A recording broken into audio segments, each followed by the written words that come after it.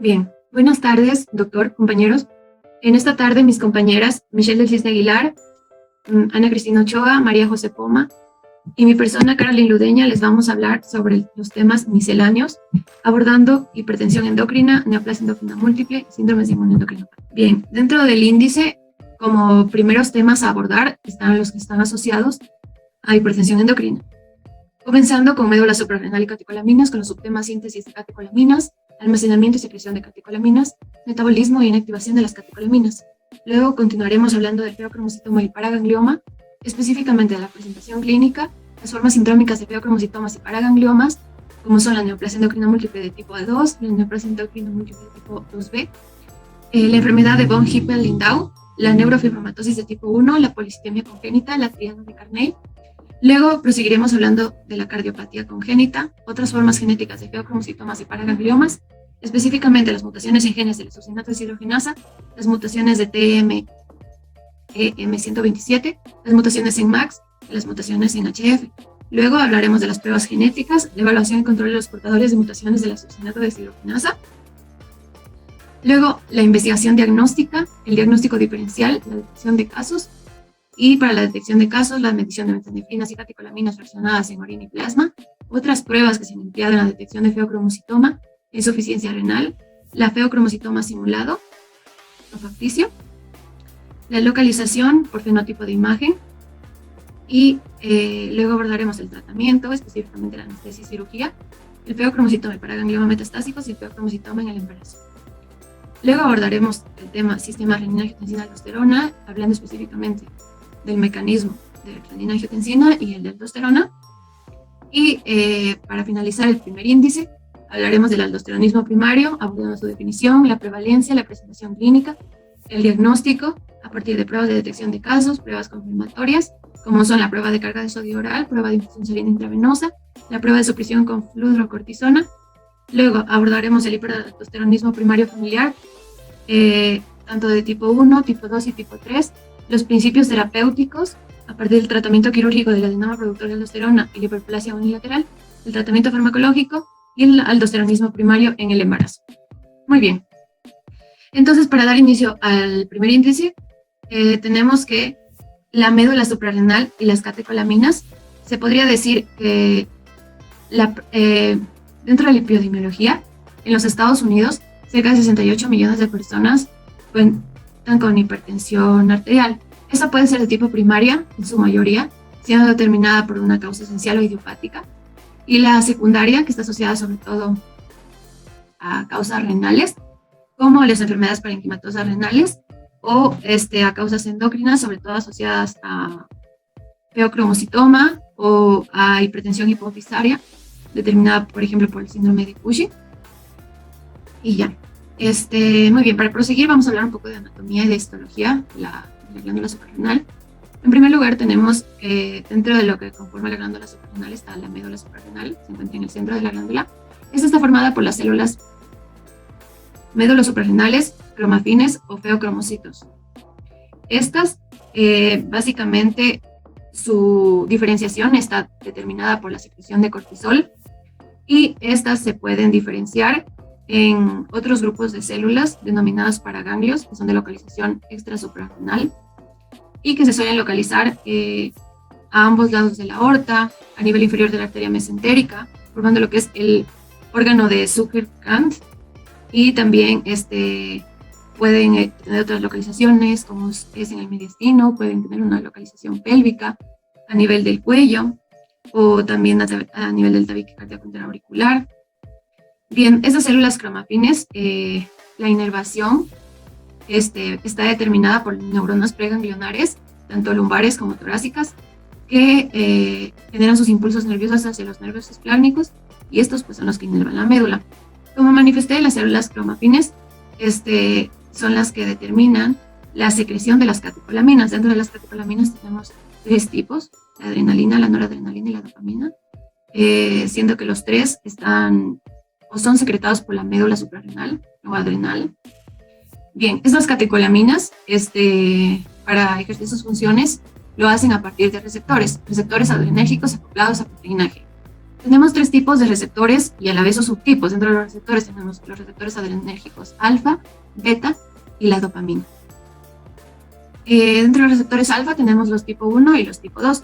Los tipo 1 son postsinápticos. Dentro de sus acciones tenemos que lo que hacen es generar la vasoconstricción, por lo tanto generan una constricción del músculo liso y del músculo vascular y aumentan la presión arterial.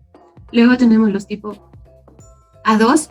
Estos son en cambio presinápticos, se localizan en las fibras nerviosas simpáticas y sus acciones en cambio se caracterizan por disminuir el flujo de salida simpático central y por disminuir la presión arterial.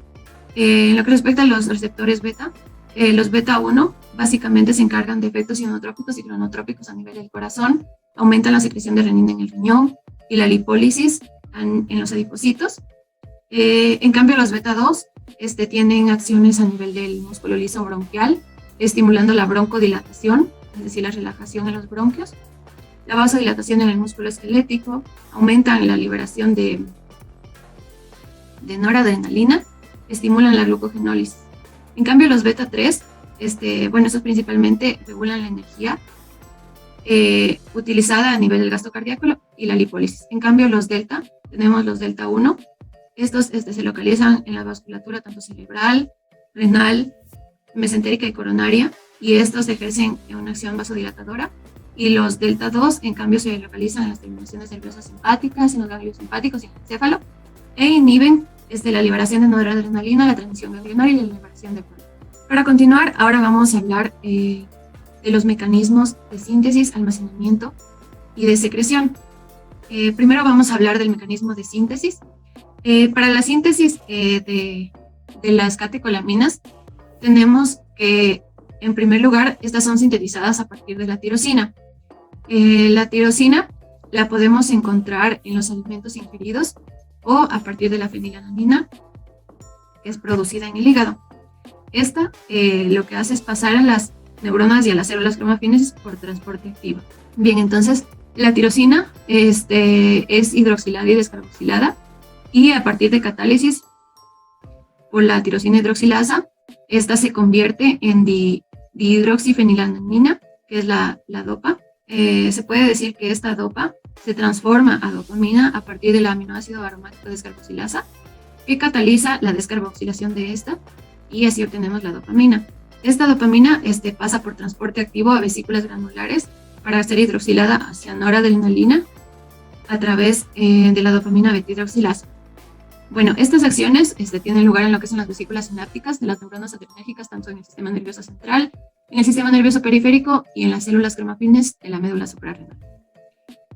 Bien, para continuar con el proceso de síntesis, en la médula suprarrenal, la noradrenalina es liberada al citoplasma desde los gránulos y aquí se convierte en adrenalina a partir de la acción de la enzima fenilonamina N-metiltransferasa. Y a continuación pues ya tenemos el producto final, que sería la adrenalina, que pasa a otra vesícula de almacenamiento.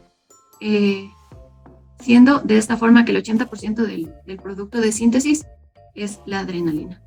Bien, ahora vamos a hablar del almacenamiento y secreción, perdón.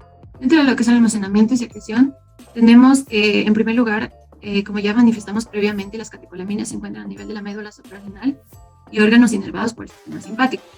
Esta, dentro de su almacenamiento, está acompañada de otras sustancias como son el ATP, neuropéptidos, calcio, magnesio y cromograninas. Podemos decir que la captación por parte de las vesículas de almacenamiento es facilitada por el transporte activo que se suele producir tal como vemos en la imagen de la izquierda, ese intercambio iónico.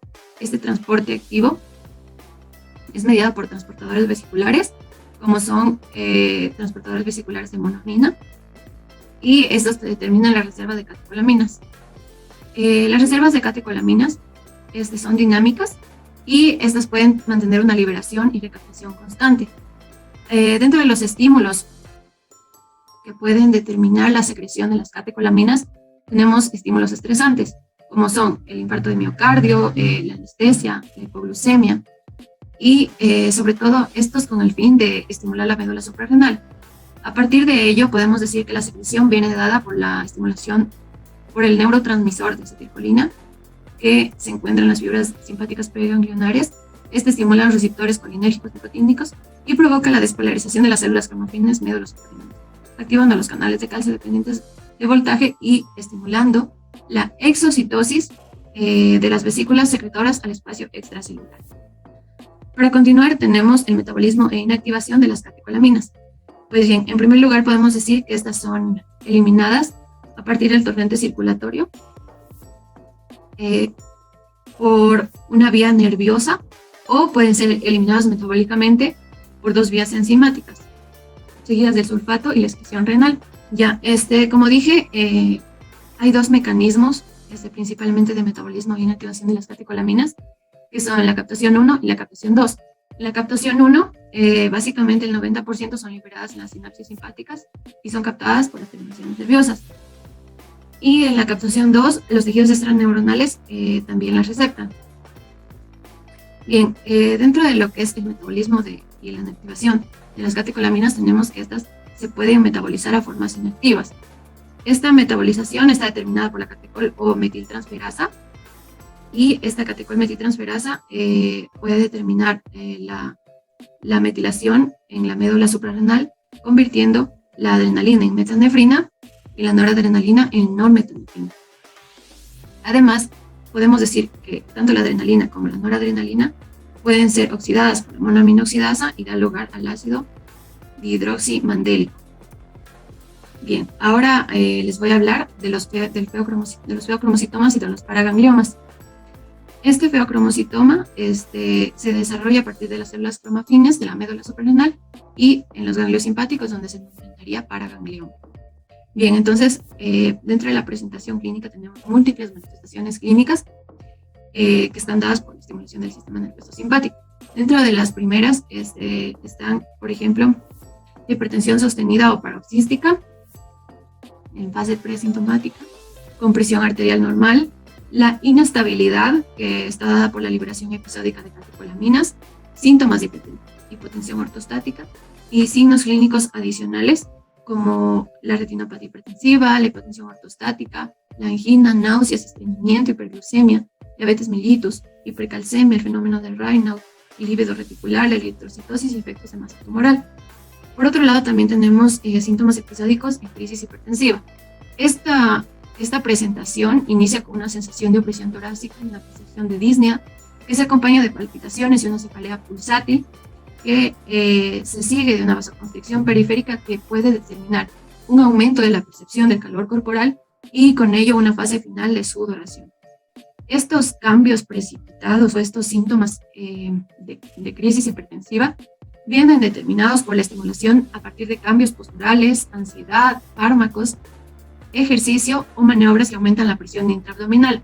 La duración por lo general de estas crisis es entre 15 a 20 minutos. Sin embargo, hay algunas que pueden ser más breves u otras más prolongadas, dependiendo del paciente. Ya.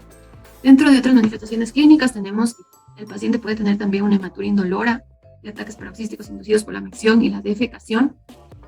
También puede tener la secreción de hormonas, como son la ACTH, asociada al síndrome de Cushing, el péptido relacionado con la hormona paratiroidea, con una hipercalcemia, el péptido intestinal vasoactivo, que puede determinar la presencia de una diarrea líquida, la hormona liberadora de la hormona de crecimiento, que puede determinar la presencia de una acromegalia.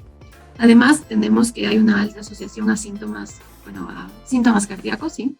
Como son la miocardiopatía y la insuficiencia cardíaca congestiva. La miocardiopatía puede ser dilatada e hipertrófica. También tenemos la miocarditis, el infarto de miocardio, que pueden presentar a una angiografía arterias normales, pero que son una de las presentaciones base en lo que respecta a las manifestaciones cardíacas en el feocromocitoma. En la exploración física, además, podemos encontrar la presentación de algunos síntomas característicos de síntomas genéticos, como son los angiomas retinianos, los amartomas del iris, el hábito marfanoide, las manchas café con leche, las pecas axilares, los neurofibromas subcutáneos, los neuromas mucosos en párpados y el LEN.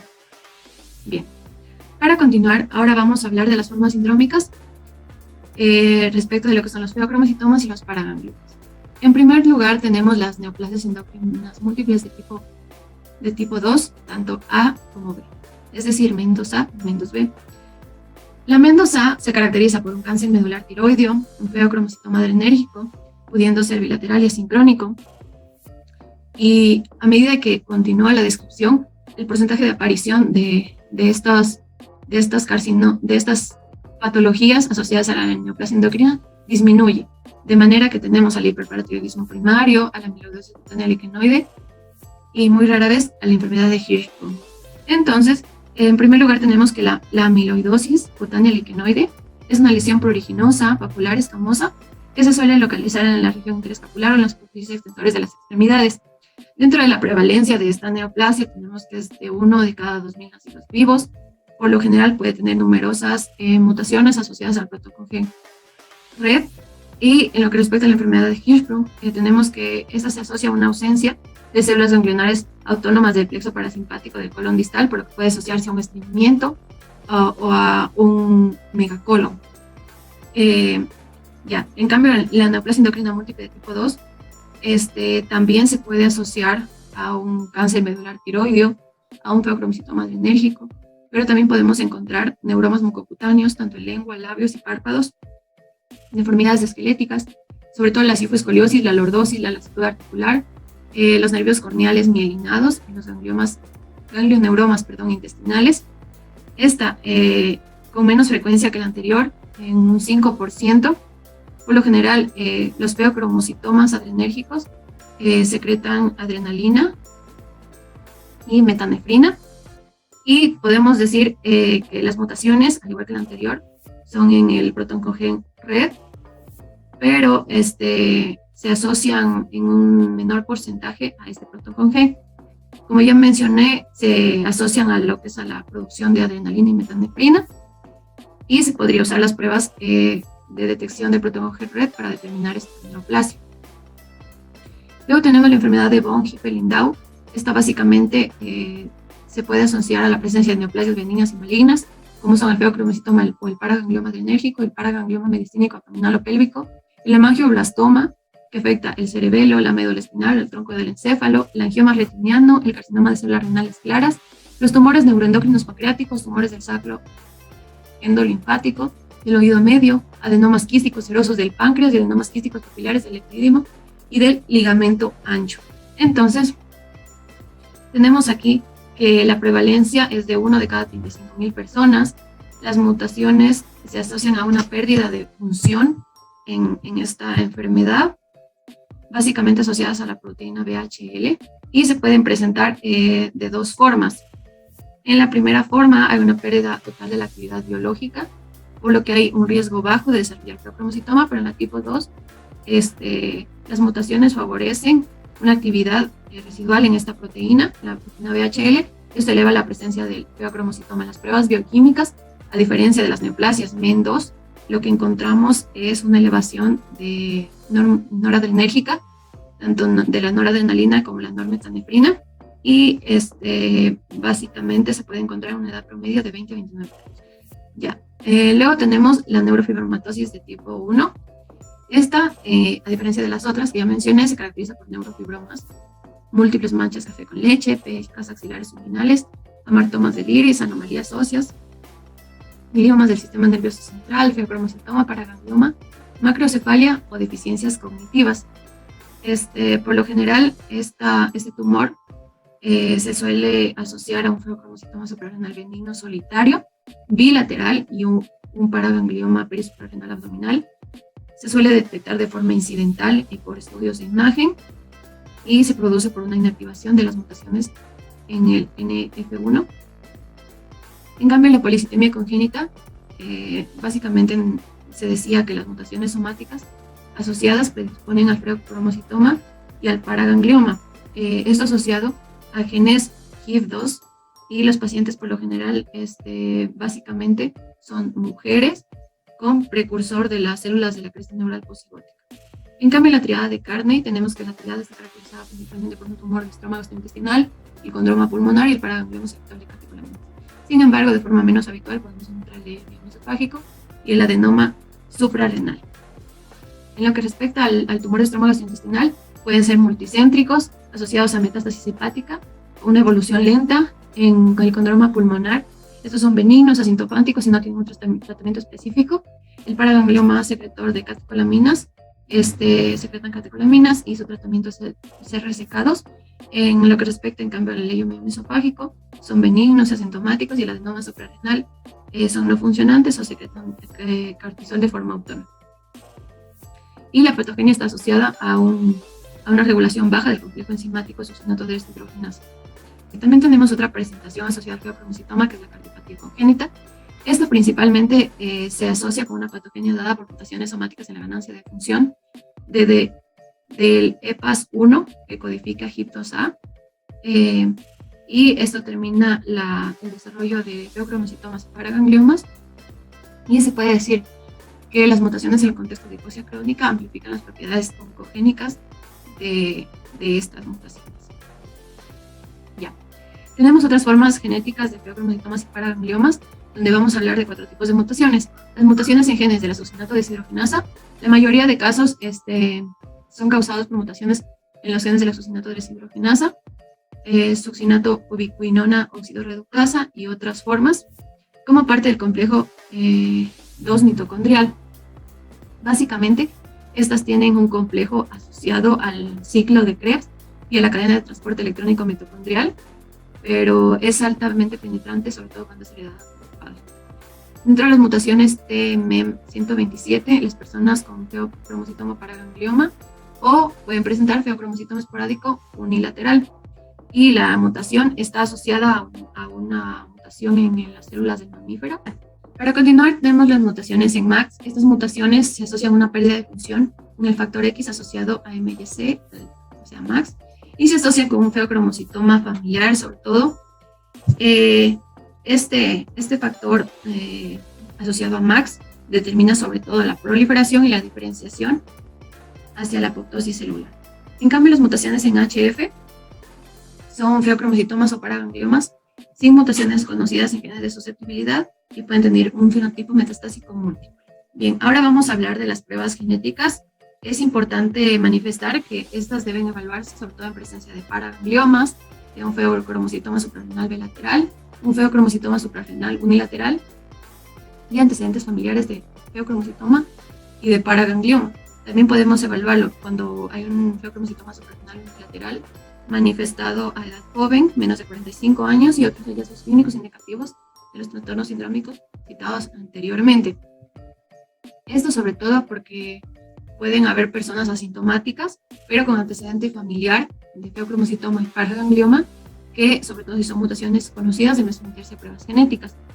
En tal contexto, el protocolo a seguir sería pruebas genéticas secuenciales basadas en el fenotipo bioquímico, la edad y el tipo de tumor. Por otro lado, tenemos la evaluación y control de portadores de mutaciones de los succinatos de deshidrogenasa. Pues aquí nos manifestaba que lo que se debe hacer es una valoración clínica anual con medición de la presión arterial y pruebas bioquímicas, sobre todo para detección precoz, y en los portadores se debe efectuar desde los 10 años, sobre todo con antecedente familiar, pruebas bioquímicas para detección de metanefrinas y catecolaminas fraccionadas en plasma. Además, se puede decir que en portadores que han estado expuestos a factores de riesgo, estos deben someterse a una resonancia magnética de abdomen, pelvis y tórax y cuello cada 2 a 3 años. Por otro lado, para la investigación diagnóstica, tenemos que primero lo que se debe hacer es un diagnóstico diferencial, porque hay algunos trastornos que pueden generar signos y síntomas que pueden hacer pensar la presencia de un feocromocitoma y por ende llevar a valorar bioquímicamente y por tomografía la presencia de este. Tenemos aquí sobre todo trastornos endocrinos como el hipogonadismo primario, cardiovasculares como hipertensión ortostática idiopática, psicológicos como trastornos del pánico, causas farmacológicas como la retirada de un inhibidor adrenérgico, alteraciones neurológicas como el síndrome de taquicardia ortostática postural y otras disfunciones como la mastocitosis.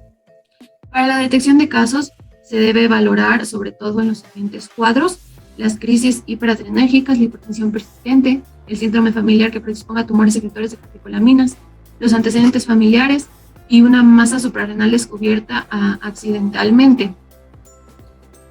Muy bien. También para la medición de metanefrinas y catecolaminas se lo debe hacer tanto en orina como en plasma. Como manifestamos, se hace a través de medios bioquímicos. Se debe considerar una probabilidad alta cuando hay metanefrinas fraccionadas en la prueba de orina de 24 horas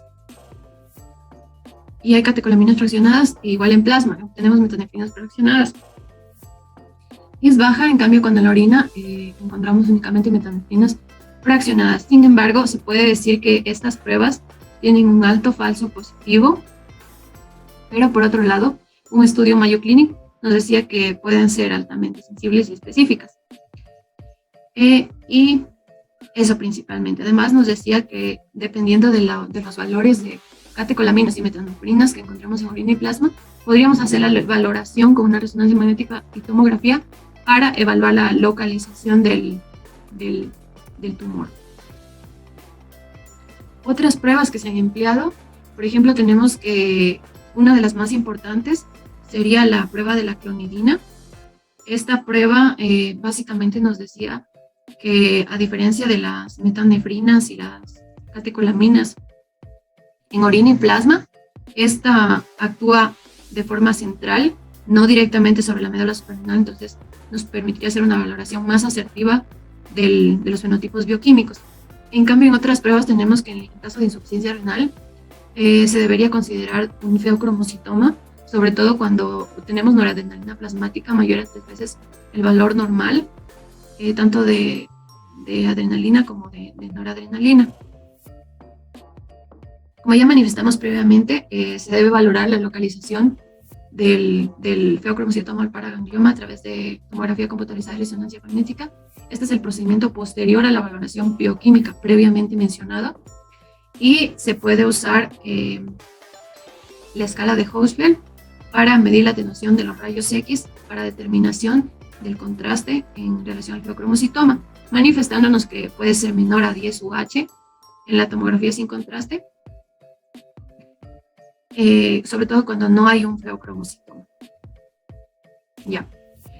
Por lo general, nos decía que la abundancia lipídica en algunos adenomas puede ayudar a distinguir las neoplasias benignas del feocromocitoma, siendo que en estos casos la tomografía computarizada muestra una imagen que nos permite distinguir que el bajo contenido graso se asocia sobre todo a feocromocitoma. Además, nos manifestaba que la resonancia magnética es mucho más efectiva para valorar feocromocitoma, sobre todo con imanes de bajo o medio campo, donde nos permitía diferenciar una imagen ponderada en T1 y T2.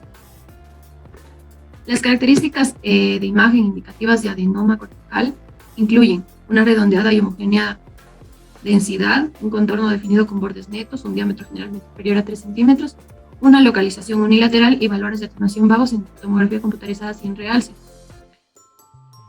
En cambio, encontramos que con lavado rápido del medio de contraste a los 10 minutos de su administración, hizo intensidad en el hígado en las secuencias de resonancia magnética ponderadas tanto en T1 como en T2, y la evidencia de desplazamiento químico en los lípidos podría determinar la presencia de un feocromocitoma en la resonancia magnética. Ya. Bueno, dentro del tratamiento tenemos que el tratamiento de elección para el feocromocitoma es, sin dudarlo, la resección quirúrgica completa. Para la resección quirúrgica completa tenemos que lo primero que se debe hacer es valorar las últimas dosis de bloqueantes alfa y beta adrenérgicos, que su última administración debe ser a la primera hora de la mañana del día de la operación. Debe evitarse la administración de fentanilo, ketamina y morfina, que pueden potenciar la estimulación de secreción de catecolaminas. Se debe evitar el bloqueo del sistema nervioso parasimpático, sobre todo por la presencia de taquicardia. La anestesia se puede inducir a través de la inyección intravenosa de propofol, etomidato o barbitúricos en combinación con opioides sintéticos, y se debe valorar constantemente las variables cardiovasculares y hemodinámicas a través de la presión intraarterial y el ritmo cardíaco. Además, se puede decir que la técnica de elección para los feocromocitomas suprarrenales es la vía laparoscópica en la glándula suprarrenal, sobre todo aquellos que son menores a 8 centímetros de diámetro, y nos decía que si el tumor se localiza en toda la glándula suprarrenal, toda ella debería ser extirpada. Además, debería convertirse esta cirugía laparoscópica en una cirugía abierta, sobre todo en casos de disección difícil, invasión, adherencias o inexperiencia del cirujano.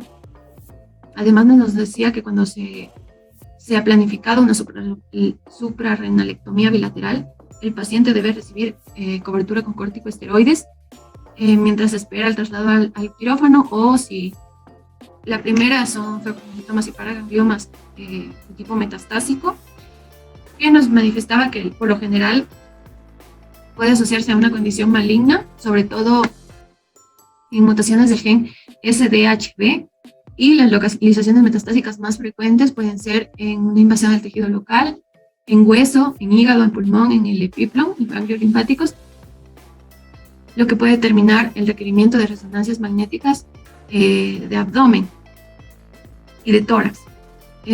Además nos mencionaba que el tratamiento de elección sería una quimioterapia combinada, la quimioterapia con ciclofosfamida, vincristina y dacarbapatina, y esta puede mantenerse sobre todo hasta que el paciente desarrolle nuevas lesiones o haya incrementado significativamente, donde habría que considerar también que esta quimioterapia tiene una tendencia a elevar las catecolaminas, y por eso debería usarse bloqueantes de catecolaminas.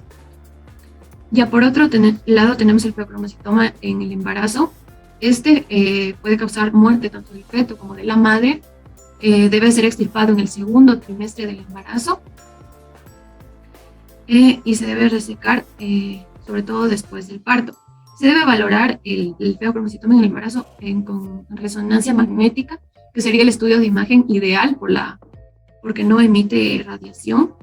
Y se valoraba también que en pacientes donde no se puede hacer extirpación en el embarazo, sobre todo cuando ya estamos en el tercer trimestre de embarazo, lo ideal sería el parto inducirlo por cesárea, no por parto normal, y que lo ideal sería hacer la resección después de la cesárea, del alumbramiento.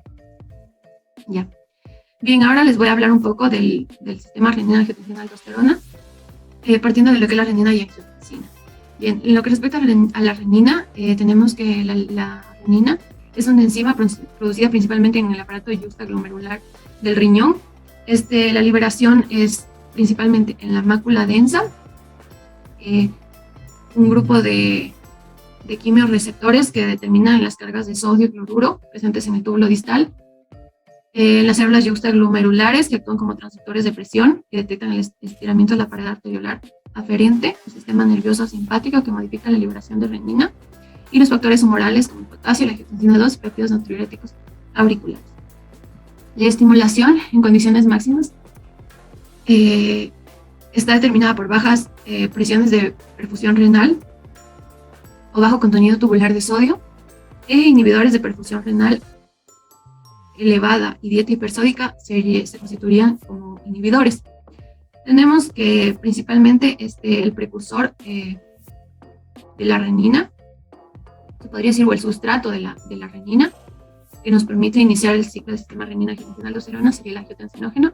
Este angiotensinógeno, a partir de las reninas, se transforma en angiotensina 1. Y esta angiotensina 1, a partir de la enzima convertidora de angiotensina, puede transformarse en angiotensina 2 y angiotensina 3, que son las formas biológicamente activas de la angiotensina.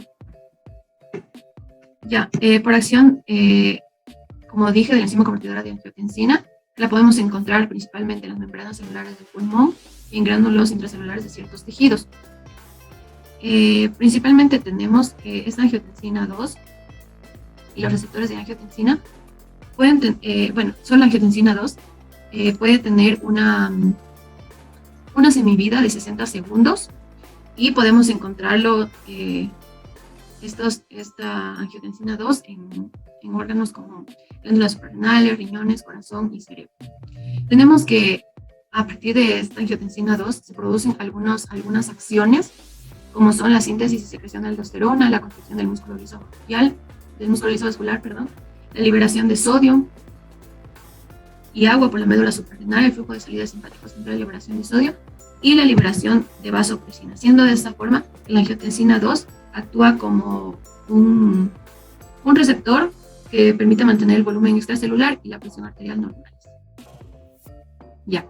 Por otro lado tenemos a la aldosterona. La aldosterona por lo general la encontramos en el cuerpo unida albúmina en un gran porcentaje, o a globulina fijadora de corticosteroides.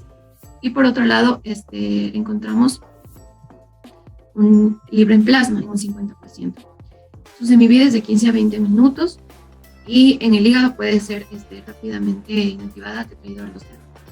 Dentro de sus funciones tenemos que esta regula el volumen extracelular y el control de hemostasis del potasio, y puede tener otros efectos no clásicos, sobre todo en células no epiteliales, como modificación del equilibrio sodio-potasio. Algunas acciones mediadas por la aldosterona son la expresión de varios genes de colágeno, genes que controlan factores de crecimiento y actúan como medidores de la inflamación. Además, pueden tener acciones que provocan microangiopatía, necrosis y fibrosis de diversos órganos como corazón, riñones, vasculatura. Además, tenemos que los efectos perjudiciales están asociados sobre todo a una descomposición entre el volumen y el estado de equilibrio del sodio. Además, el efecto de la angiotensina 2 sobre la aldosterona genera lo que es una retroalimentación negativa para modificar la homeostasis del sodio, y a través de esto regular la presión arterial. Hepático bilateral o una hiperplasia suprarrenal primaria, o puede ser por un componente genético, que en este caso tenemos el hiperaldosteronismo familiar. Continuando con su prevalencia, tenemos que el aldosteronismo primario suele establecerse entre la tercera y la sexta década de la vida. 1.4.3. La presentación clínica. En realidad los síntomas son inespecíficos, sin embargo se puede mencionar a la hipertensión arterial, la misma que está asociada a hipopotasemia y alcalosis metabólica. Sin embargo, debemos conocer que en algunos pacientes los niveles de potasio se encuentran en valores normales. Y los pacientes con una hipopotasemia pueden padecer debilidad y calambres musculares, cefalea, palpitaciones, polidipsia, poliuria, nicturia o una combinación de estas. Otro de los síntomas poco común es la tetania. Esta está asociada a una disminución de calcio ionizado. Como ya lo mencioné, estos pacientes pueden desarrollar poliuria y nicturia, y estos van a ser consecuencia de la alteración de las concentraciones inducidas por esta hipopotasemia que se genera. Además, podemos mencionar que estos pacientes con aldosteronismo están expuestos a un mayor riesgo que otros hipertensos a una lesión de órganos como el corazón y el riñón. Continuando, tenemos el 1.4.4, que es el diagnóstico. En este tenemos 3 pilares fundamentales, lo que sería la prueba de detección de casos, las pruebas de confirmación y la evaluación de los subtipos. Vamos a continuar con lo que sería la prueba de detección de casos. En este tenemos que saber que cuando la hipopotasemia está presente, ya sería un indicador muy importante de este exceso de mineralocorticoides. Y cuando lo vamos a detectar o cuando vamos a sospechar en un paciente que tiene hiperaldosteronismo, cuando los pacientes tienen hipertensión e hipopotasemia. Cuando tienen una hipertensión resistente al tratamiento, con esto me refiero que el paciente está siendo administrado con más de 3 fármacos antihipertensores. Pacientes con una hipertensión en donde tengamos la sístole mayor a 160 y la diástole mayor a 100. Y pacientes con hipertensos y una masa suprarrenal de detección accidental, o quizás también en pacientes jóvenes que tengan hipertensión. Todos estos pacientes deben ser sometidos a una prueba de detección de aldosteronismo primario. Entonces, ahora vamos con las pruebas de confirmación. Comenzaremos con la prueba de carga de sodio oral. Para esta, en los pacientes ya debe haber un control de la hipertensión y la hipopotasemia. Entonces, los pacientes deben recibir una dieta con alto contenido de sodio durante 3 días, teniendo como un objetivo de una ingesta de sodio que sea de 500 miligramos. Entonces, al tercer día de la dieta alta en sodio, se obtiene una muestra de orina de 24 horas para así medir las concentraciones de aldosterona, de sodio y los valores de creatinina. Entonces, una eliminación urinaria de aldosterona superior a 12 UGs, en estos casos ya diríamos que es compatible con una secreción autónoma de aldosterona.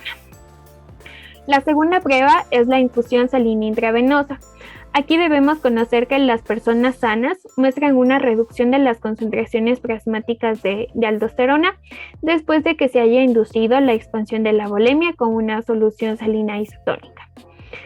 Entonces, esta prueba se efectúa una vez que el paciente haya tenido un ayuno nocturno.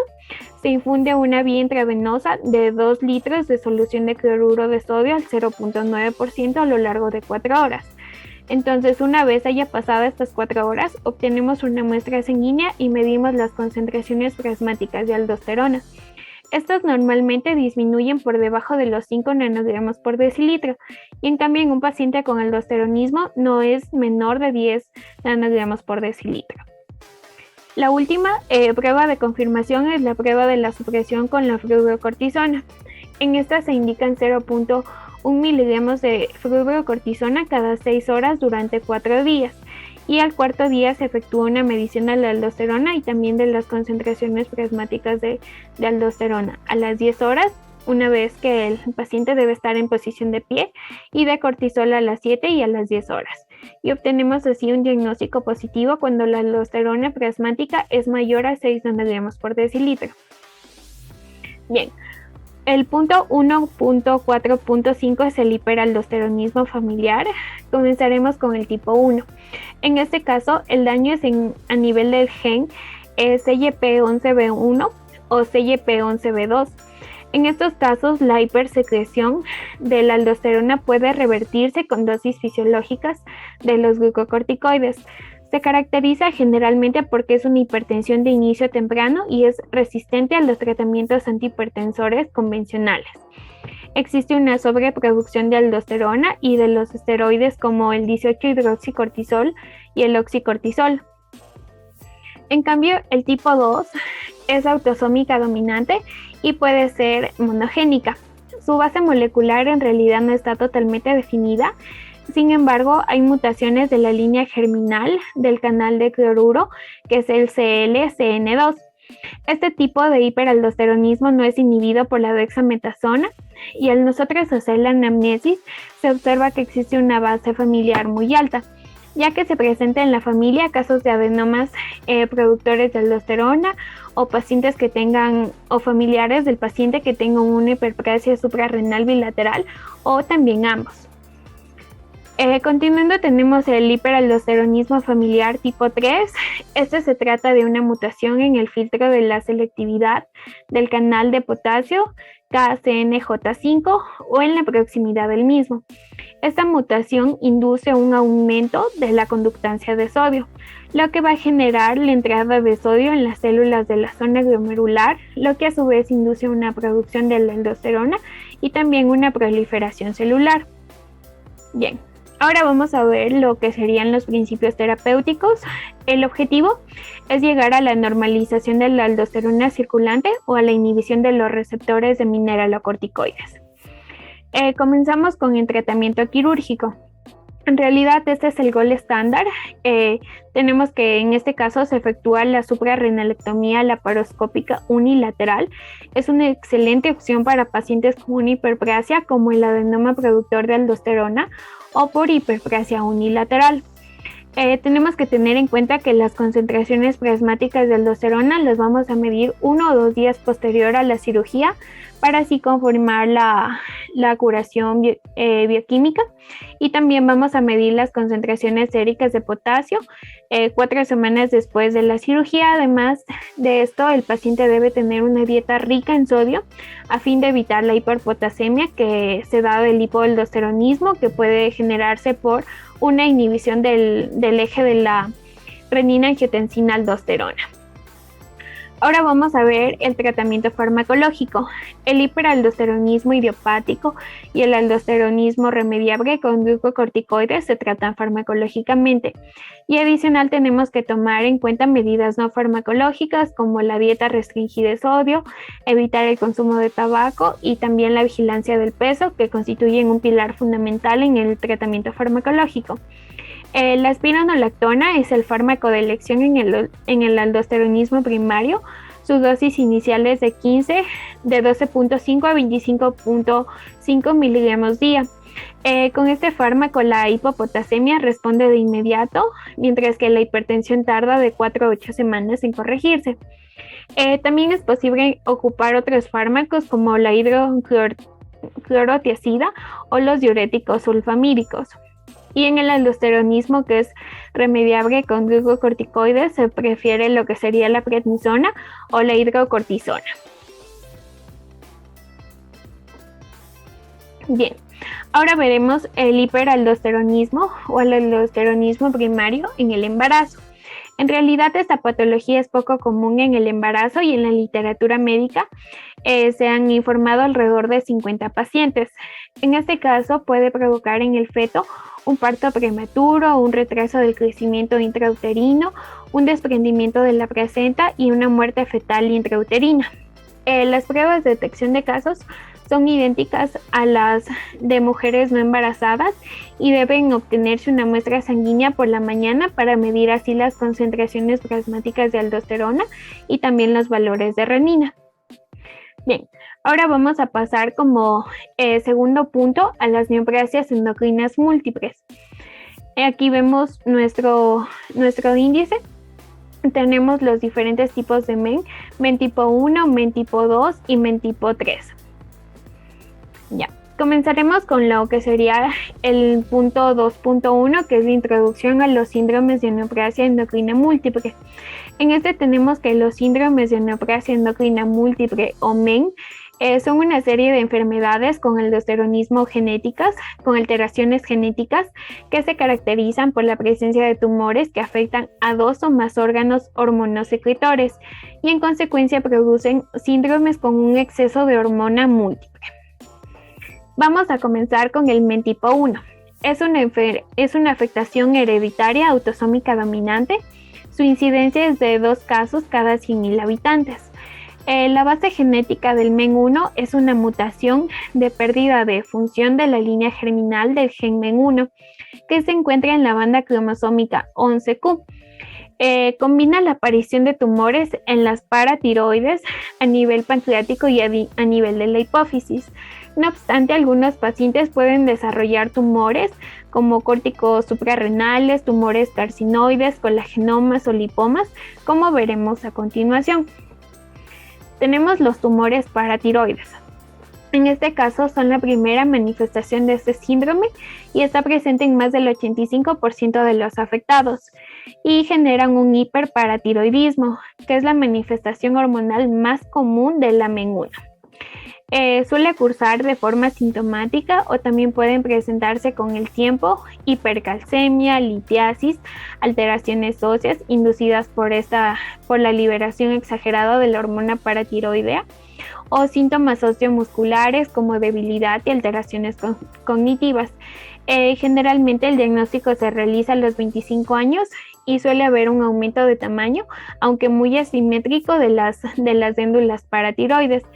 Y el tratamiento es quirúrgico desde una paratiroidectomía subtotal a la total. Pasando de esto tenemos los tumores neuroendocrinos pancreatoduodenales. Esto ocurre en el 15 al 55% de los casos. Estos son tumores derivados de los islotes que no dan lugar a un síndrome asociado a un excesivo producción hormonal. Y por lo tanto estos tumores pueden presentarse con síntomas relacionados con efectos de masas locales, es decir, dolor o una compresión de las estructuras adyacentes o una enfermedad metastásica que en este caso ya cursaría con caquexia, ictericia, hepatomegalia y dolores hepáticos u óseos.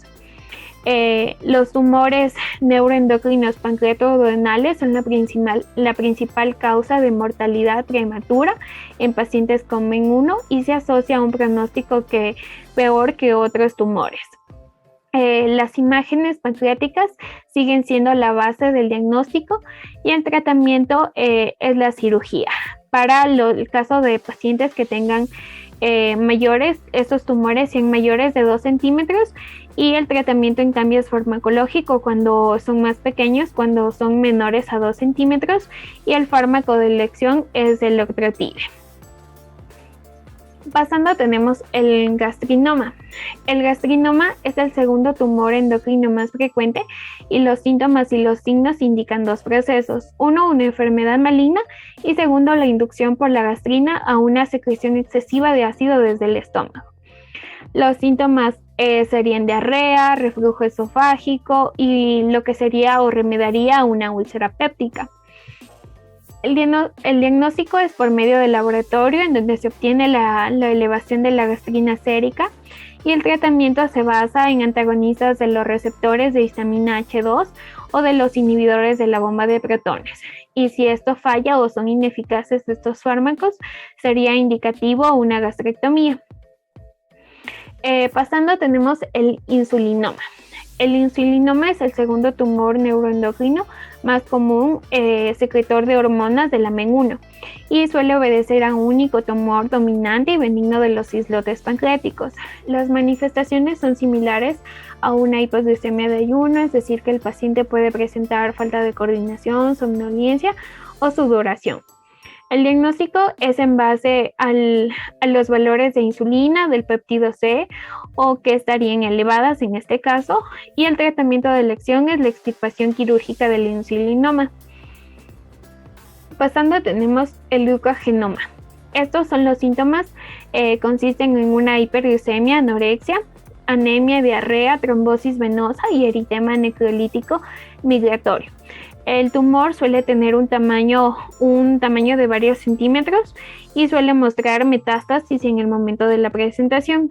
A menudo en tratamiento resulta la paliación con la cirugía u otra técnica como sería radiación. Pasando, tenemos el bipoma. El bipoma es la segunda causa más habitual de diarrea en la AMEN1 después del gastrinoma, que ya lo mencioné, y es generado por una hipersecreción del péptido intestinal vasoactivo. El tumor casi siempre es maligno, que es voluminoso y metastásico en el momento de la presentación, y el tratamiento de elección pues, es la extirpación quirúrgica. Como punto 2.2.7 tenemos los tumores hipofisiarios. Los tumores adenohipofisiarios se dan en 1/3 de los casos de MEN1 y la distribución de las hormonas secretadas son la prolactina en un 60%, las hormonas de crecimiento con prolactina o sin ella en un 15%, pacientes que no tienen ninguna secreción hormonal en un 25%, y también los valores de la hipersecreción del ACTH en un 5%. Y es en realidad muy raro que exista una hipersecreción de las gonotropinas o de la tirotropina. Y los efectos comprensivos sobre la hipófisis constituyen la alteración y la manifestación principal. Los tumores suprarrenales. Estos suelen ser adenomas no funcionantes y aparecen hasta en el 40% de los pacientes con MEN1. Aproximadamente un 70 a un 80% de los adenomas son ricos en lípidos intracelulares y los tumores menores de 4 centímetros solo suelen requerir cirugía. En cambio, los tumores funcionantes suelen requerir una extirpación.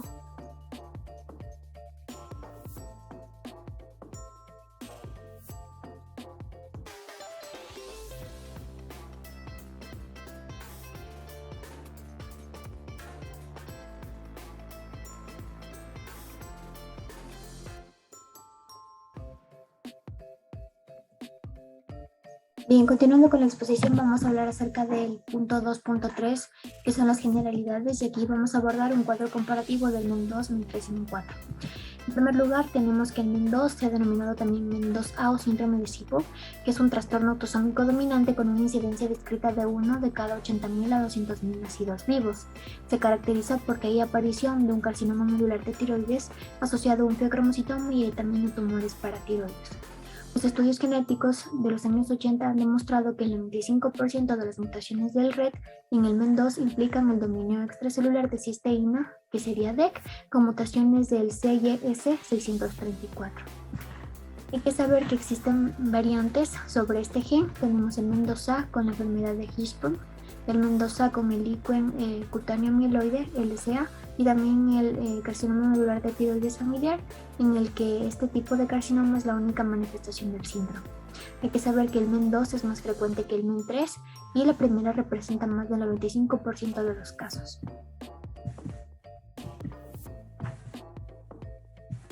El MEN3, también se ha denominado MEN2B, se caracteriza porque hay aparición de carcinoma medular de tiroides y feocromocitoma, pero sin hiperparatiroidismo primario.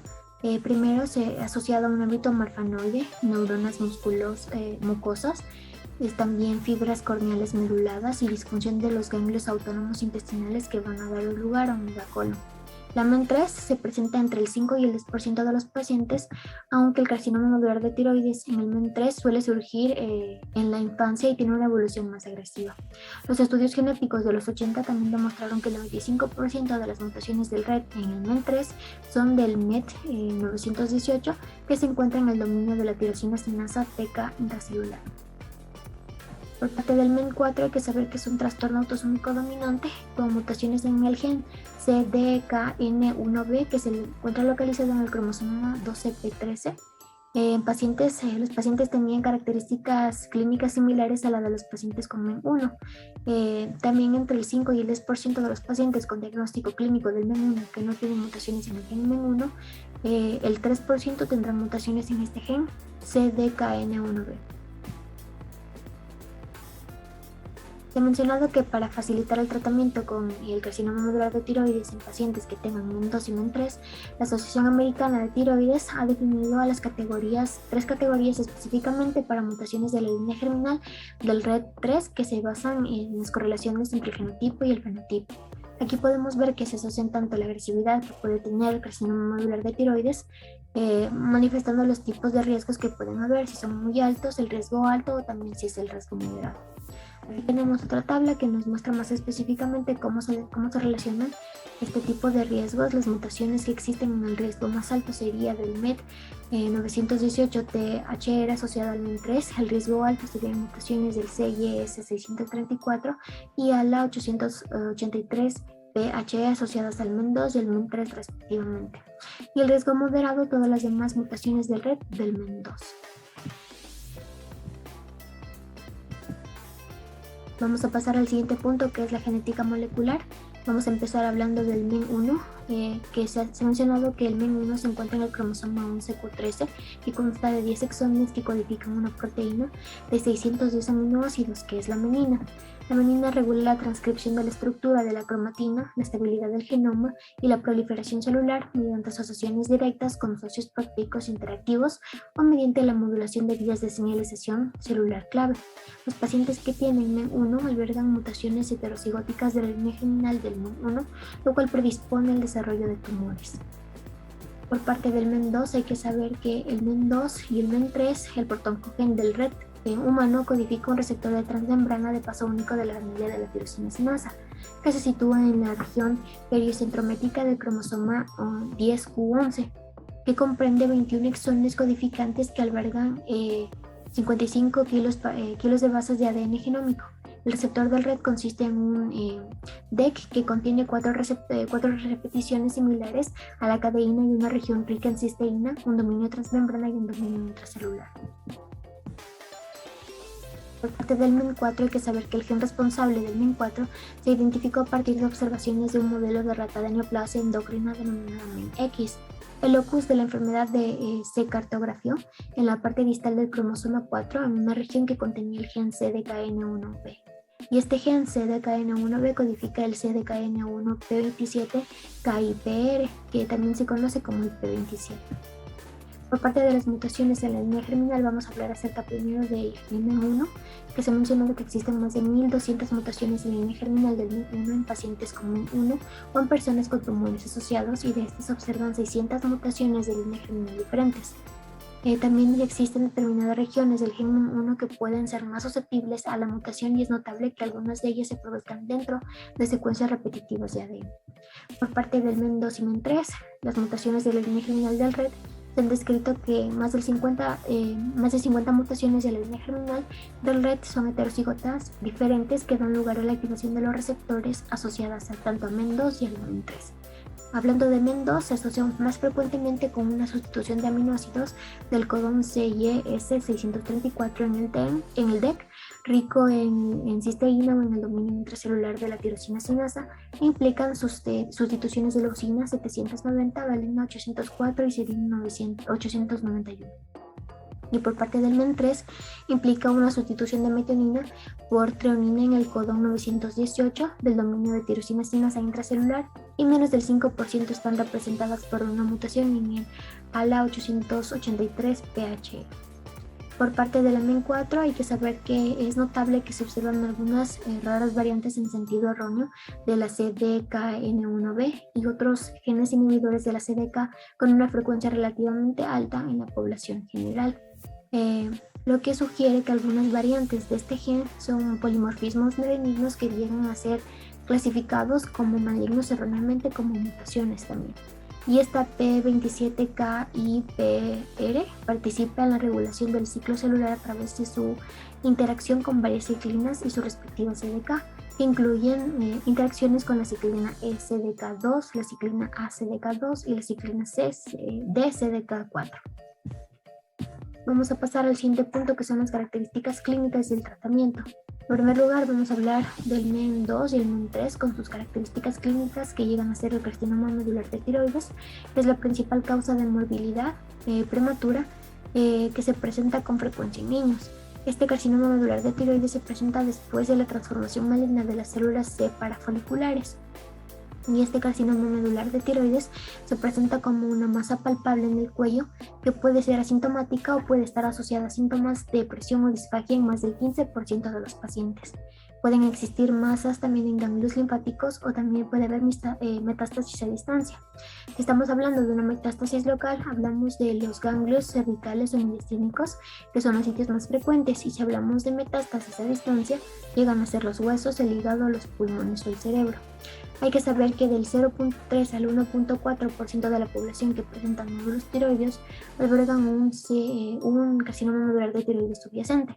Otros síntomas adicionales llegan a ser el carcinoma medular de tiroides con diarrea, sobre todo en una enfermedad avanzada, que se describe en el 30% de los pacientes, con sofocos o también que puede ser explicado porque hay elevaciones de la calcitonina, la serotonina o también prostaglandinas.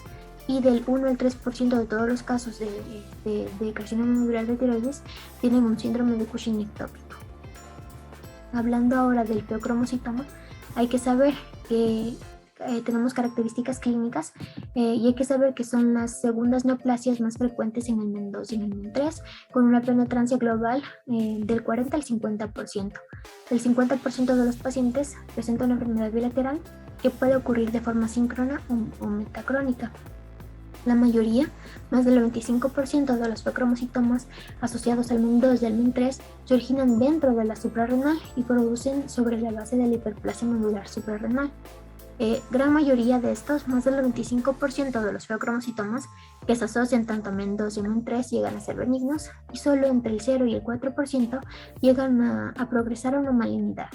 Los pacientes que tienen MEN2 y MEN3 con feocromocitomas presentan características que se asocian a un exceso de secreción de catecolaminas, entre las que se incluyen cefaleas episódicas, sudoración, palpitaciones, ansiedad e hipertensión. Y entre el 30 al 50% de los pacientes con MEN2 y MEN3 son asintomáticos. Ahora vamos a hablar acerca del hiperparatiroidismo primario, y hay que saber que se presenta en el 30% de los pacientes con MEN2 y aparece en la tercera o la cuarta década de la vida. Los pacientes con MEN2 y con hiperparatiroidismo primario puede deberse a que existen afectadas varias paratiroides que tienen una formación con hiperplasia o también con adenoma, con frecuencias son asíncronas, de modo que a menudo se observa un tumor paratiroide dominante en una sola glándula.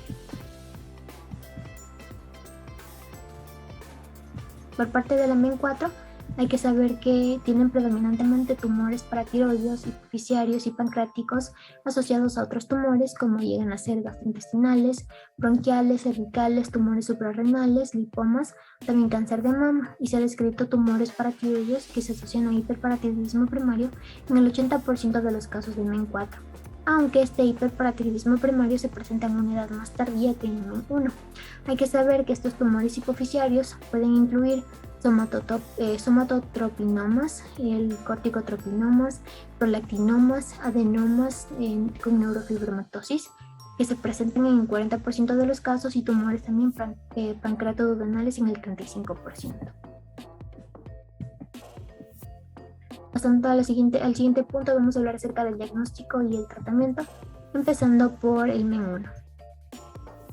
Bien, hay que saber que El MEN1 empieza con carcinoma medular de tiroides, como ya lo dije, y tiene un diagnóstico que hay que realizarlo en la demostración de las concentraciones altas de calcitonina sérica basal junto con pruebas citológicas histopatológicas de apoyo. También se utiliza la ecografía de cuello con aspiración de aguja fina, que es una investigación inicial de elección en personas que presentan un nódulo tiroideo solitario, mientras que en las exploraciones de la tiroides con radionúclidos pueden mostrar también tumores de carcinoma medular de tiroides como nódulos fríos.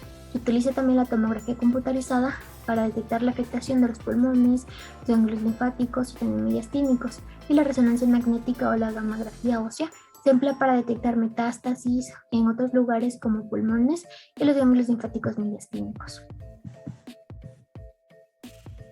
Bien, por parte del feocromocitoma, el diagnóstico se lo confirma demostrando concentraciones elevadas de metanefrinas fraccionadas libres en el plasma y o en la orina. Estos feocromocitomas asociados a la MEN2 son normalmente adrenérgicos y secretan cantidades desproporcionadas de adrenalina. Se recomiendan las imágenes transversales como tomografía o también resonancia magnética, y algunos centros preferirían la tomografía porque proporciona una mayor resolución para que el feocromocitoma se muestre como una masa densa e hipervascular. Por parte del hiperparatiroidismo primario, depende de la demostración de una hipercalcemia con concentraciones de paratormona en plasma elevadas o inadecuadas. Sin embargo, los pacientes con MEN2 con hiperparatiroidismo primario llegan a ser asintomáticos y solo tienen una hipercalcemia leve, aunque se llegan a utilizar, por ejemplo, imágenes preoperatorias como con gammagrafías o también con Z-mil, o también ecografías y tomografías en 4 dimensiones. Bien, por parte del MEN4, hay que saber que la investigación y los tratamientos de estos tumores asociados al MEN4 son similares a la de los tumores del MEN1. Y ahora los tratamientos hay que saber que para el MEN2 y MEN3 tenemos el carcinoma medular de tiroides esporádico y hereditario. Sobre todo el tratamiento de elección va a ser la cirugía, que comprende la tiroidectomía total con disección de los compartimentos de los ganglios linfáticos cervicales. Solo que entre las complicaciones asociadas a la cirugía se incluye una mayor probabilidad que se desarrolle un hipoparatiroidismo, ya que con frecuencia las glándulas paratiroides son difíciles de identificar en niños muy pequeños. Y hay que saber que, en cambio, por parte del carcinoma medular de tiroides recurrente o metastásico, se dispone de varias estrategias de tratamiento, por ejemplo, una cirugía citorreductora locorregional, también radioterapia de haz externo, la ablación por radiofrecuencia, la quimioembolización. También tenemos los inhibidores de la TECA, que estos llegan a ser muy importantes porque llegan a bloquear justamente estas porciones donde pueden haber los receptores de factor de crecimiento endotelial o también las sinasas de estos tipos de receptores, y esos pueden ser el vandetanib y también el carbosantinib. También luego tenemos el feocromocitoma, y el feocromocitoma se trata con la extirpación quirúrgica. También hay que saber que para hacer esto se deben administrar esteroides perioperatorios, y la extirpación simultánea de ambas glándulas suprarrenales van a dar lugar a una insuficiencia suprarrenal postoperatoria, por lo que todos los pacientes requieren un tratamiento sustitutivo de glucocorticoides y mineralocorticoides de por vida. Entonces, los pacientes que tienen feocromocitomas concurrentes con carcinoma medular de tiroides, la práctica habitual es extirpar el o los tumores suprarrenales antes de la tiroidectomía. Y por parte del hipoparatiroidismo primario, el tratamiento, hay que saber que la extirpación solo de las glándulas paratiroides agrandadas o enfermedades en lugar de las operaciones más importantes que se recomiendan para MEN1. Y por parte de la MEN4 es igualmente que el diagnóstico, aún la investigación y los tratamientos de estos tumores asociados a MEN4 son similares a la de los tumores con o sin MEN1. El siguiente punto vamos a hablar del estudio genético, la vigilancia tumoral y la organización asistencial. Primero vamos a empezar con el MEN1, que el análisis de la mutación de MEN1 es útil para la práctica clínica de varias maneras, como llegan a ser la confirmación del diagnóstico clínico, la identificación de miembros de la familia que albergan una mutación de MEN1 y que requieren el cribado para la detección de tumores y el tratamiento temprano, y también puede ser para la identificación de los miembros de la familia, en cambio que no albergan la mutación de la línea general familiar de MEN1 y a los que por lo tanto se puede tranquilizar. Entonces se sugiere que los portadores se sometan a exploraciones bioquímicas y radiológicas periódicas para facilitar así la detección y el tratamiento temprano de los tumores con el fin así de reducir la morbimortalidad asociada. La mayoría de los médicos recomienda que se aplique un seguimiento de intervalos, aunque aún no está establecido la frecuencia y el alcance que llega a tener este tipo de alteraciones. Por parte del MEN2 hay que saber, y del MEN3 hay que saber que permite identificar a las personas que corren un mayor riesgo de desarrollar la enfermedad, y muy a menudo ocurre a la hora de la primera infancia, y antes de que comiencen las características clínicas, es decir, el diagnóstico presintomático, por lo que puede aplicar la vigilancia y el tratamiento temprano adecuado. Hay que considerar que el estudio genético en varios entornos llega a maximizar la probabilidad de establecer con éxito un diagnóstico de un caso en índice, y las personas con categorías de riesgo más alto y de mayor mutaciones del RET se recomienda que se hagan una tiroidectomía profiláctica a partir de los 1 y 5 años respectivamente, antes en algunos casos en función de las características clínicas, bioquímicas o radiológicas. Y se comenzará una vigilancia anual de calcitonina sérica y también de metanefrinas plasmáticas urinarias en personas con concentraciones normales de calcitonina sérica o metanefrinas normales. Y por parte del MEN4 hay que saber que un análisis genético de las mutaciones del CDKN1B está indicado en individuos que tienen una evidencia clínica del MEN1 típica o atípica, pero sin mutaciones del MEN1, o en los que son familiares de primer grado de pacientes con una mutación de este gen. O también el escaso número de pacientes con MEN4 hace difícil proporcionar una directriz específica para el tratamiento de esta entidad, y actualmente hay que seguir el protocolo de vigilancia que es similar al MEN1 que acabo de mencionar.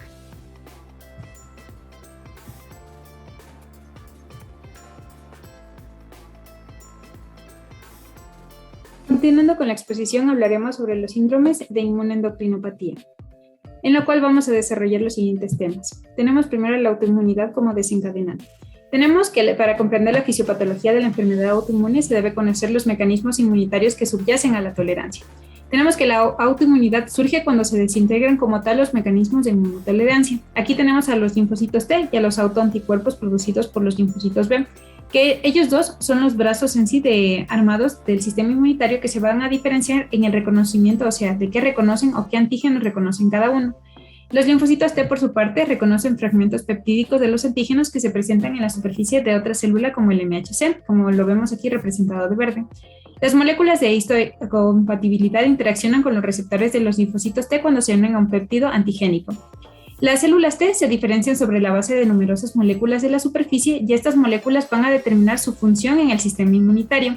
Estas células interaccionan con otras tanto dentro como fuera del sistema inmunitario.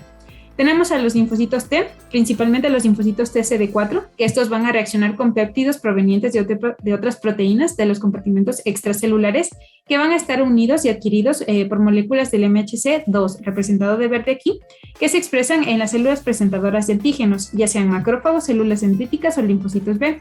Y los linfocitos TCD8, por su parte, ellos van a reaccionar como tal con péptidos unidos a moléculas del MHC1. Las moléculas de clase 1 están presentes en casi la superficie de todas las células nucleadas. El reconocimiento como tal del péptido antigénico por los linfocitos TCD8 determina la causa de la liberación de las sustancias citotóxicas que destruyen a la célula diana. La respuesta o activación de los linfocitos T ya depende del contexto en el que se presente el antígeno. Por ejemplo, tenemos al linfocito T. Este linfocito TCD4, para su activación, el linfocito TCD4 debe recibir dos señales de la célula dendrítica, sea la señal 1 y la señal 2. La señal 1 se va a dar o es generada por la unión del complejo péptido MHC2 al TCR, y la señal 2 es generada por la unión entre la molécula coestimuladora a su receptor del linfocito TCD4. Ya posterior a ello se va a diferenciar o va a proliferar. Proliferar es hacer una expansión clonal, y diferenciar se refiere a los cambios que va a sufrir el linfocito para convertirse en una célula capaz de ejercer mecanismos efectores y así eliminar al agente extraño. A partir de este contexto, lo que va a suceder es que la célula se activa, se tolera o se torna enérgica, o sea, sin respuesta inmunitaria. Estos términos son muy importantes de comprender, ya que, primero, la tolerancia periférica tenemos que es un proceso que comienza en el timo durante la maduración de los linfocitos T y depende de la presencia de antígenos periféricos en el timo. Es importante saber que estos antígenos periféricos son autoantígenos expresados de manera natural o forma normal por los tejidos.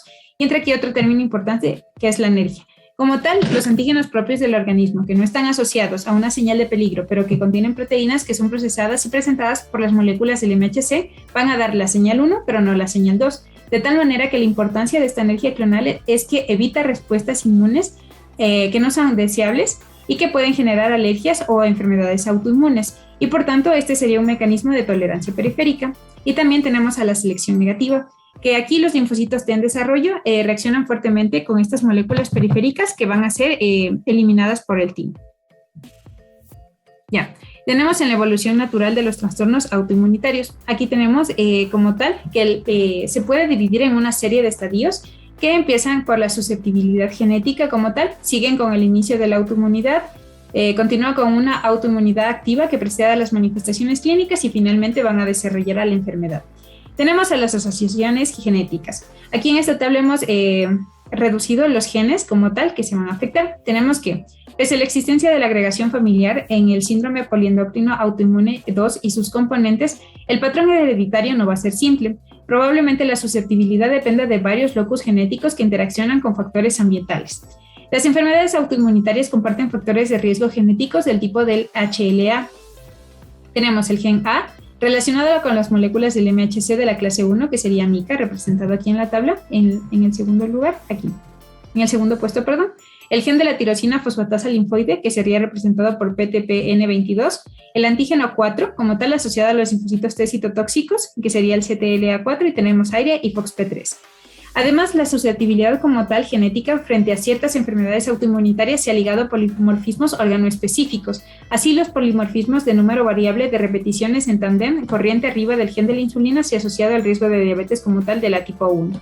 Tenemos el gen de la HLA. El mecanismo de acción propuesto es la presentación antigénica.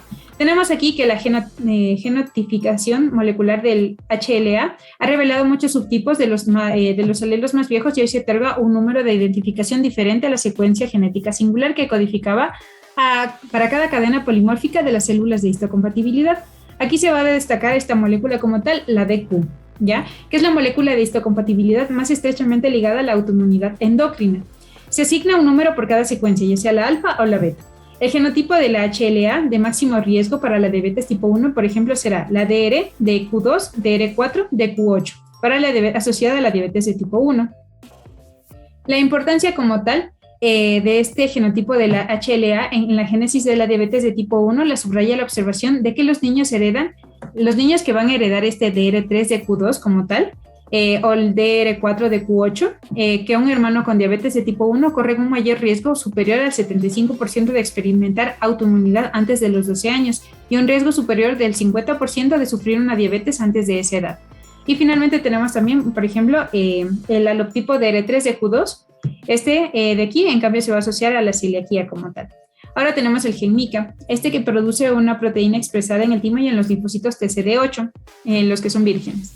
Los polimorfismos de MICA como tal se han asociado con la diabetes tipo 1, celiaquía y enfermedad de Addison. Y entre los más importantes tenemos el polimorfismo especial, es el 551, que se debe a la inserción de una sola pareja de bases que produce un codón de parada prematuro y una proteína truncada.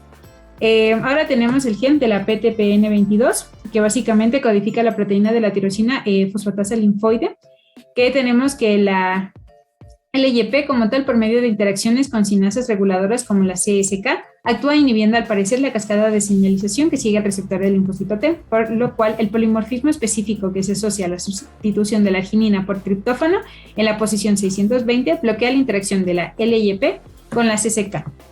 Y tenemos a la y este se asocia a las distintas enfermedades como diabetes tipo 1, lupus eritematoso sistémica, enfermedad de Graves, hipotiroidismo y vitíligo. Ahora tenemos el gen CTLA4, que se expresa sobre los linfocitos TCD4 y TCD8 activados, donde supuestamente actúa como un regulador negativo. Dentro del polimorfismo representativo es el CT60 y entre él asociado a la diabetes de tipo 1. Y la herencia es multigénica. Y finalmente AIRE y FOXP3 son defectos monogénicos. Por ejemplo, estos causan una autoinmunidad multiorgánica y el análisis de las mutaciones del gen AIRE indica que por lo común no contribuye al síndrome poliendocrino autoinmune. por lo cual ni a la enfermedad de Addison esporádica. Ahora tenemos a los desencadenantes ambientales. Es muy importante saber que la genética contribuye sin duda a la aparición de autoinmunidad, pero no la explica del todo. Así pues, explicaríamos que deben existir otros factores aparte de los genéticos, por ejemplo, los ambientales, que inician la autoinmunidad. Algunos proponen que estos factores principalmente son estos ambientales. Por ejemplo, la celiaquía como tal. Se han identificado el desencadenante ambiental, que es el gluten, ¿ya? A través de estudios como el DAISY y CEDAR, que se han detectado que la primera exposición al cereal supone un factor de riesgo para la aparición tanto de la diabetes como la autoinmunidad celíaca. También tenemos que, de acuerdo a estudios epidemiológicos, el consumo del aceite de hígado de bacalao ha comportado menos riesgos de diabetes de tipo 1. Según otros estudios prospectivos, también nos mencionaba que parece que el consumo más bajo de las grasas poliinsaturadas se asocia a un mayor riesgo de autoinmunidad, que asociada a la diabetes tipo 1. Y tanto las modificaciones de la dieta, la composición de los alimentos y el uso de medicamentos como antibióticos también pueden alterar la flora y la microbiota intestinal. Los estudios con animales indican que los cambios en el microbioma intestinal modifican la enfermedad en estos modelos de autoinmunidad. Y también tenemos que tomar en cuenta los virus y las infecciones, que se han considerado otra causa de autoinmunidad y se ha comprobado que provocan un tipo de diabetes tipo 1 cuando la infección ocurre dentro del útero, como sucede, por ejemplo, en la rubiola. Y también los tratamientos inmunitarios, que dirigidos también se inducen una autoinmunidad. Uno de los ejemplos más conocidos es el tratamiento con un anticuerpo monoclonal anti-CD52 de los pacientes con esclerosis múltiple. Ahora tenemos el desarrollo de autoinmunidad organoespecífica. Como tal, aquí tenemos que los autoanticuerpos extraordinariamente específicos para un trastorno determinado están presentes antes de que comience como tal la enfermedad. Las dianas de los autoanticuerpos no parecen guardar relación, sin embargo, en el caso de la autoinmunidad organoespecífica suelen expresarse en células y sitios de celulares concretos. Por ejemplo, tenemos a la celiaquía, que se asocia a un autoanticuerpo antitransglutaminasa tisular, la TTG, y la enfermedad de Addison, que se asocia a los anticuerpos contra la 21-hidroxilasa. Como los anticuerpos se pueden detectar antes de que aparezca la disfunción orgánica, permite el cribar a los sujetos con alto riesgo de enfermedad autoinmunitaria e identificar el riesgo de otras enfermedades autoinmunitarias. Y finalmente tenemos el fracaso glandular, que la disfunción básicamente es el periodo de función intermedia que se caracteriza por cifras elevadas de las hormonas estimuladoras junto con valores normales a otras, y una vez que se ha destruido una porción significativa de la glándula, ya aparecería como tal enfermedad. Ahora tenemos como tal a los síndromes poliendocrino autoinmunitarios de tipo 1. Son 4 y entre otros. Entre el tipo 1 tenemos las generalidades, que también se lo conoce como la APC, ya que se caracteriza por poliendocrinopatía autoinmunitaria, candidiasis y distrofia ectodérmica. Corren riesgo de presentar enfermedades autoinmunitarias prácticamente en cualquier órgano. Se reconoce en la primera infancia, puede pasar decenios entre el diagnóstico de un trastorno como tal y la aparición del siguiente. Dentro de la clínica se caracteriza por la triada de candidiasis mucocutánea, hipoparatiroidismo autoinmunitario y la enfermedad de Addison. Otras manifestaciones menos frecuentes son la alopecia, el vitíligo, malabsorción intestinal, diabetes tipo 1, anemia perniciosa y hipotiroidismo. Con respecto a los lactantes, puede presentar una candidiasis mucocutánea crónica o recidivante en el primer año, seguida de hipoparatiroidismo y enfermedad de Addison. Esta candidiasis suele afectar a la boca y a las uñas y en menor proporción a la piel y el esófago. También se caracteriza por distrofia ectodérmica, asplenia y colelitiasis y malabsorción con esteatorrea. Para su diagnóstico como tal, tenemos que probablemente, si concurren, es muy probable su diagnóstico si concurren 2 o más de los componentes primarios, es decir, candidiasis mucocutánea, hipoparatiroidismo o la enfermedad de Addison. Aquí tenemos que hay que considerar que los hermanos de un paciente afectado también lo están aún cuando no se detecta uno de estos trastornos. El análisis de la secuencia aire en las mutaciones ayuda a detectar a los sujetos con este síndrome. Todo sujeto con algún componente del trastorno precisa un seguimiento cuidadoso de cualquier posible enfermedad asociada. Se han identificado autoanticuerpos contra IFN-alfa y IFNW en casi la totalidad de los sujetos con este síndrome, con independencia de la edad de cribado. No está claro que los anticuerpos contra estos autoanticuerpos de tipo 1 poseen alguna relevancia clínica, ya que los sujetos con este síndrome no muestran una mayor propensión a las infecciones virales. En cambio, se ha constatado que los sujetos con este síndrome poliendocrino autoinmune de tipo 1 presentan autoanticuerpos contra la IL-17A, la 17F y la 22. Estas son citocinas clave para la función de subgrupos de linfocitos TH17, de acuerdo con investigaciones recientes. Nos dice que la pérdida de la función de estas citocinas, como ocurre entre los pacientes con mutación del receptor de la IL-17, comporta una mayor susceptibilidad a las posibles infecciones de Candida albicans. Ahora, dentro del tratamiento tenemos la terapia de reemplazo y la educación del paciente sobre las enfermedades crónicas es esencial para el éxito de este tratamiento. Con respecto a la candidiasis mucocutánea, tenemos que esta condición se va a tratar con fluconazol oral y ketoconazol. El hipoparatiroidismo, este trastorno generalmente es gradual y permanente. El calcio y la vitamina D por vía oral suelen ser una terapia adecuada. Las dosis de vitamina D van a oscilar entre 50.000 a 100.000 U por día y el calcitriol es una mejor opción fisiológicamente.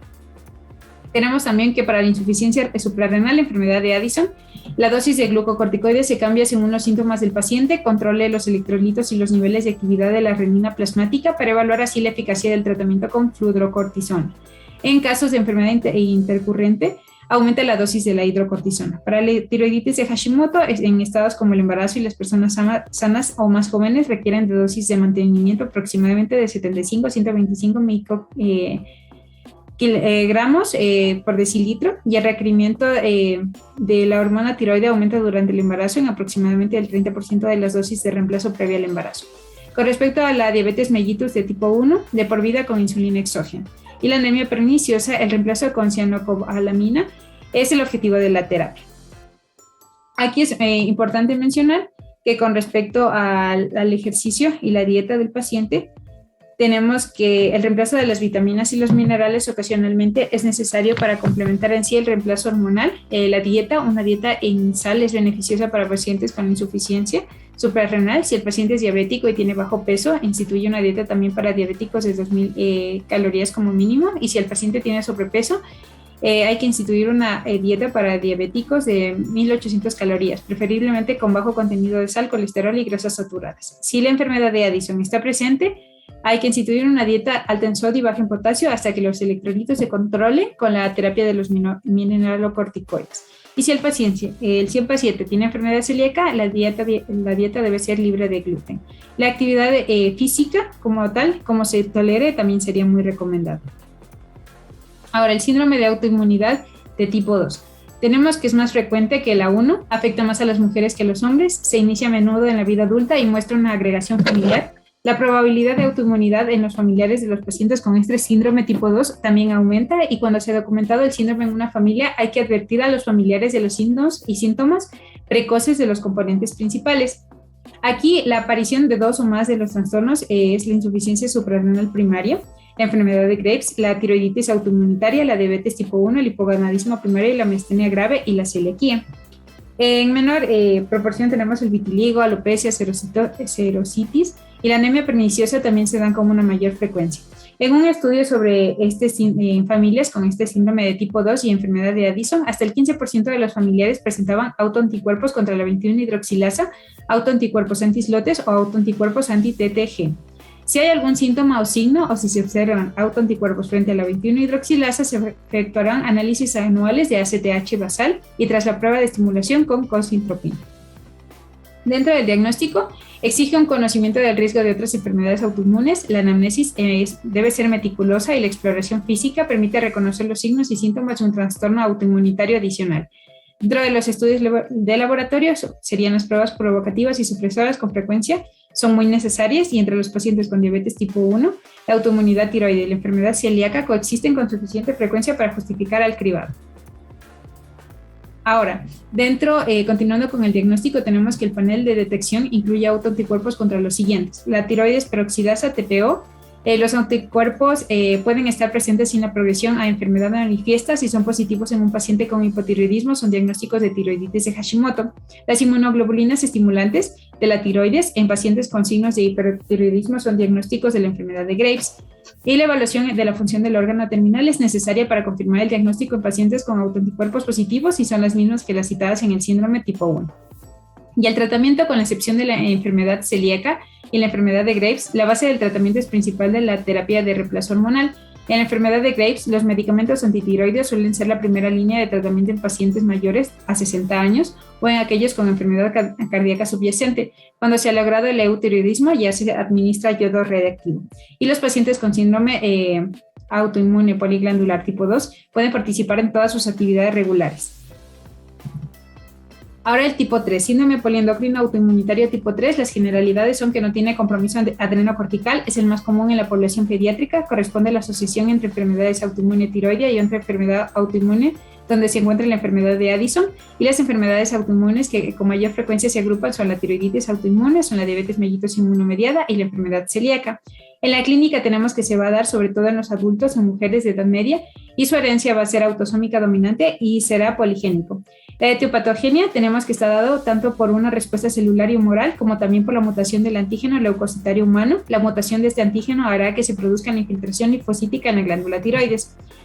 También que tenemos que esta puede clasificarse en las siguientes subcategorías, son 4, entre ellos la PAS 3A, 3B, 3C y 3D. Aquí tenemos que la 3A, la tiroiditis autoinmune con diabetes mellitus inmunomediada, la 3B, tiroiditis autoinmune asociada a enfermedades gastrointestinales, hepáticas como anemia perniciosa o gastritis, 3C, tiroiditis autoinmune con vitíligo o alopecia y otra enfermedad autoinmune específica de los órganos, y la 3D, que es la tiroiditis autoinmune con enfermedades como vasculitis, con colagenopatías como lupus eritematoso sistémico, entre otras.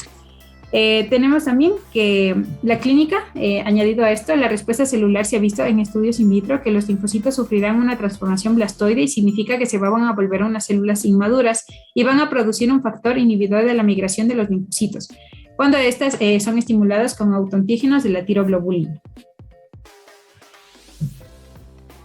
Ya, para el diagnóstico tenemos los estudios de laboratorio. Los estudios de laboratorio para diagnosticar el síndrome autoinmune poliglandular 3 incluyen pruebas serológicas para autoanticuerpos, evaluación de la función del órgano terminal y pruebas genéticas. El 63% de los pacientes tenían uno o más títulos de anticuerpos patológicamente aumentados, y en lo que corresponde en las pruebas serológicas para autoanticuerpos son las mismas aplicadas en los síndromes poliglandulares 1 y 2, solamente que resaltaremos el caso del vitíligo, en el caso de que se encuentren anticuerpos antimelanocitos e infiltrado celular inflamatorio leve. Y el tratamiento, como ya mencionamos, educación del paciente sobre la dieta, el control de la glucosa en sangre, inyecciones de insulina, el conocimiento de los síntomas de hipoglucemia y la acción adecuada es de suma importancia en el manejo de la diabetes de tipo 1.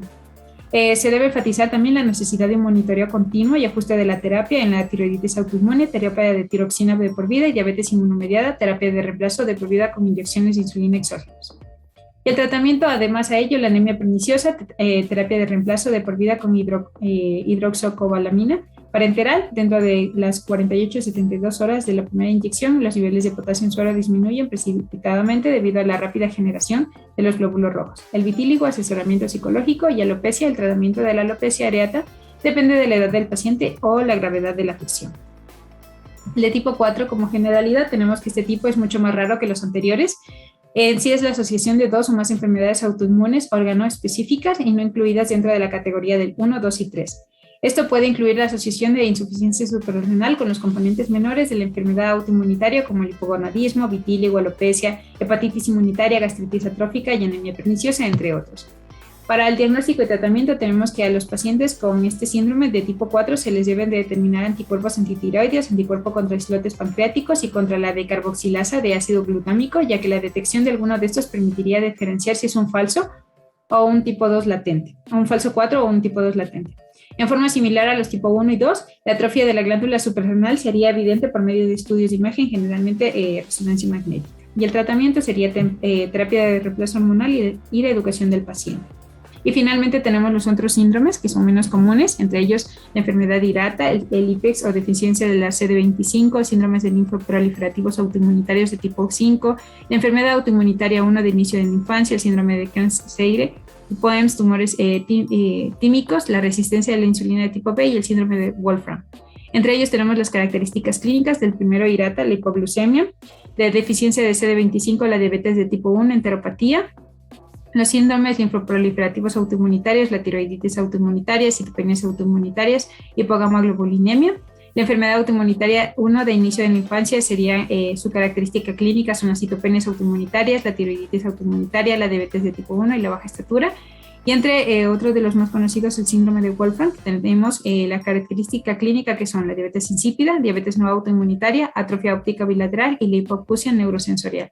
Y entre las diversas causas, principalmente de este síndrome de Wolfram, son las mutaciones WSF1 que codifica la wolframina y por ejemplo en el síndrome de Kearns-Sayre sería la de lesión del ADN mitocondrial y entre las primeras que es la enfermedad de Hirata la causa sería autoanticuerpos antiinsulina y asociada con metimazol.